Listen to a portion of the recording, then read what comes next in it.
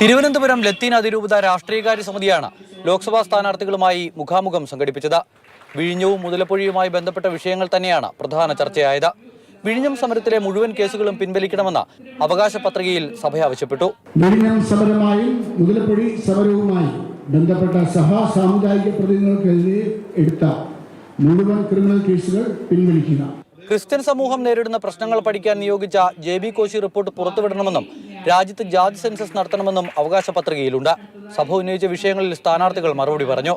താൻ വിജയിച്ചാൽ തീരദേശം ഉൾപ്പെടെയുള്ള എല്ലാ മേഖലയുടെയും സമഗ്ര വികസനമാണ് ലക്ഷ്യമെന്ന് ആദ്യം സംസാരിച്ച രാജീവ് ചന്ദ്രശേഖർ പറഞ്ഞു.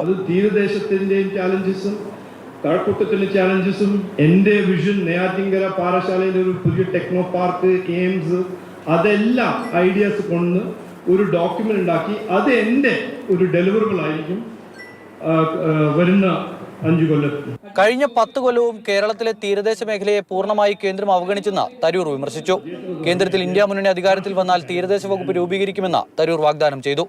അതിരൂപതയെതിരെ പോലീസ് കേസ് ഫയൽ ചെയ്ത് നമ്മുടെ തിരുമേനിയെ അടക്കം പ്രതിയാക്കിയതിന് ഞാൻ 1 മണിക്കൂറിന്റെ അകത്ത് ഞാൻ സാമൂഹ്യ മാധ്യമത്തിൽ പറഞ്ഞു, ഇതിനെ ഉടനെ പിൻവലിക്കണം. കടൽ സംരക്ഷണം മാത്രമല്ല, ഒരു ഫിഷറീസ് മന്ത്രാലയം, തീരദേശത്തിന്റെ പ്രശ്നങ്ങളെ കുറിച്ച് മാത്രം ചിന്തിക്കുന്ന ഒരു മന്ത്രാലയം, അത് നമ്മുടെ ഒരു മലയാളി മന്ത്രി കൂടി വെക്കാം.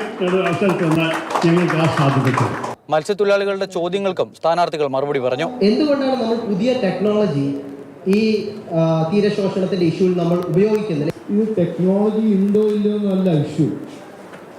ഇവിടെ ഒരു പൊളിറ്റിക്കൽ വിഷൻ ഈ പ്രോബ്ലമിനെ സോൾവ് ചെയ്യാൻ ഉണ്ടായിട്ടില്ലെന്ന് ഞാൻ പറയാൻ ആഗ്രഹിക്കുന്നത്. പാറശാലയിലെ പ്രചരണ പരിപാടികളിലായിരുന്നതിനാൽ LDF സ്ഥാനാർത്ഥി പന്നിൻ രവീന്ദ്രൻ മുഖാമുഖത്തിലെത്തിയില്ല.